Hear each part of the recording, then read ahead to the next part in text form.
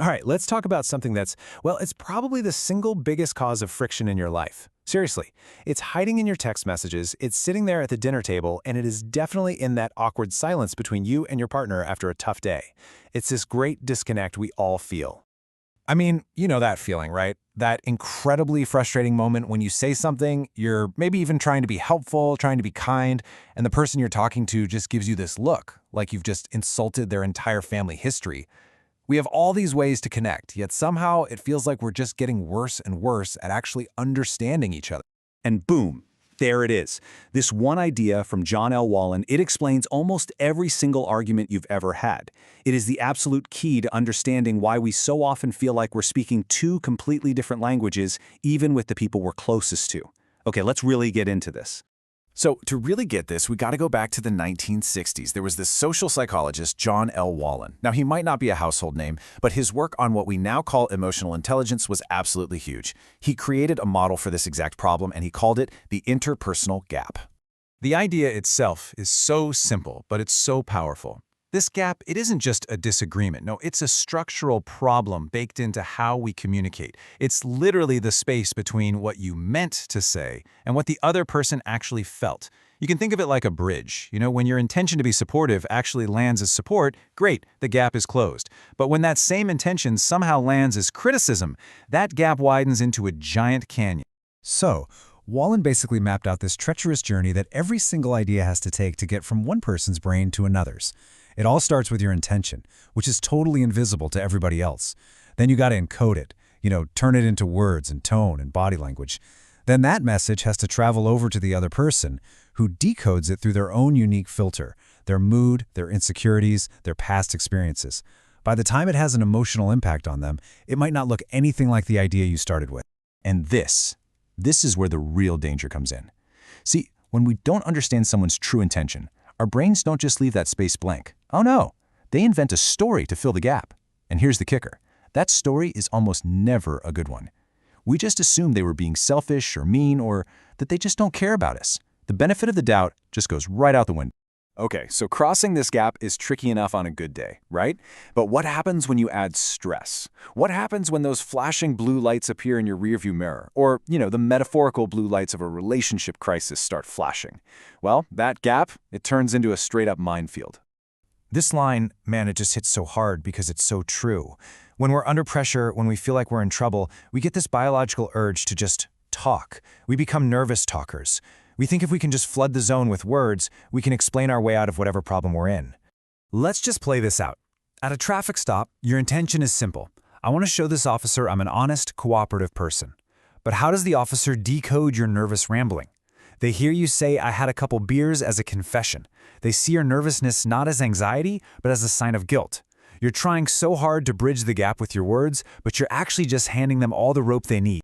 Now, take that exact same dynamic and drop it into a fight at home. You start throwing out this word salad, just desperately trying to explain your good intentions. But every single extra sentence you say just gives your partner something new to grab onto, something new to misinterpret. And suddenly, the fight isn't even about you being late anymore. Now it's about the lame excuse you gave or the tone you used. You've just opened up 3 brand new doors for more confusion. And this whole gap thing, it's not just about what we say out loud. It's also about what we don't say or how we signal things to the world. And that brings up this really crucial modern difference between a private relationship and a secret one. A private relationship is known to exist. It's just not broadcasted everywhere. The motive is usually to protect your peace. But a secret one, that's hidden entirely. And the motivation there is often shame or wanting to keep your other options open. And that, of course, brings us to the hilarious modern art of the soft launch. It's become this whole visual language for privacy online. You know what I'm talking about. The stray elbow in the photo, the shot of a man's wrist with a nice watch on a steering wheel.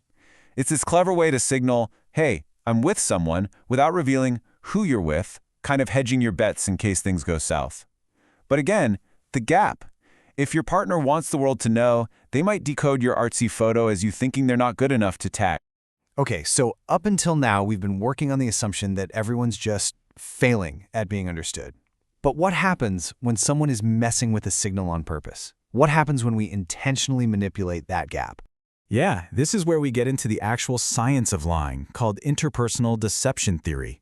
And it's not just about telling big, outright lies. It's about sneaky things, like equivocation, making these vague, ambiguous statements, or concealment, where you just conveniently leave out important details. Staying silent to protect your legal rights is one thing. Staying silent to hide a huge credit card bill from your partner, well, that's a betrayal. So why do people lie? Well, the theory kind of breaks it down into a couple of camps. You've got your partner-focused lies. We usually call these white lies, right? They're meant to protect the other person's feelings. But then you have the self-focused lies. These are the ones we tell to protect our own image or to avoid looking bad. And that's where the real damage happens. Because the intent is totally selfish and it just shatters trust. And this is where things get really wild. Because the most effective lies are the ones we tell ourselves first. The evolutionary biologist Robert Trivers came up with this fascinating idea that we actually evolved to deceive ourselves so that we could become better at deceiving other people. It sounds crazy, but it is a terrifyingly effective strategy. And here's why it works so well. Think about it. Lying takes a ton of mental energy, right? You've got to keep your story straight, control your body language, fight against all those biological tells like your voice getting higher or your hands getting sweaty. But what if you actually believe your own lie? Well, then there are no tells. The cognitive load disappears. You hide the truth from your own conscious mind so you can sell the lie to the world without breaking a sweat. All right, so we've talked about the problem from every angle. The gap, the nervous talking, the secrecy, even deceiving ourselves. It's a mess. So how do we actually fix it? Well, we go right back to the beginning, back to John Wallen. Because he didn't just diagnose the problem, he gave us a clear, practical toolkit to solve it. And these 4 skills, they are literally the bridge across that gap. It's so simple. First, describe the behavior, not your judgment of it. So say, you walked out while I was talking, not you were being rude. Second, describe your feeling using I feel statements.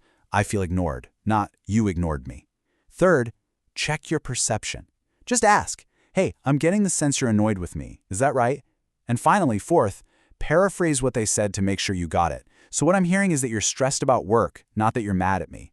See? You're lining up the intent with the impact. And that lands us on this final, absolutely crucial distinction. On the side of the road, your goal is legal safety. So what do? You shut down communication. You build a wall. In that situation, silence equals safety. But in your home, in a relationship, your goal is emotional intimacy. You have to do the complete opposite. You have to open up and clarify communication. You have to build a bridge. In your relationships, clarity is safe. So look, at the end of the day, just knowing that this gap exists is half the battle. Just being aware that it's a natural, wired-in part of being human can stop us from jumping to conclusions. It forces us to just take a breath, get curious instead of furious, and ask that magic question. I wonder what they actually meant by that. So I want to leave you with a final thought, a question really, that digs deep into this whole idea of self-deception. What is the one lie you are currently telling yourself about your career, about your relationship, about who you are, just so you can more effectively sell that story to everyone else?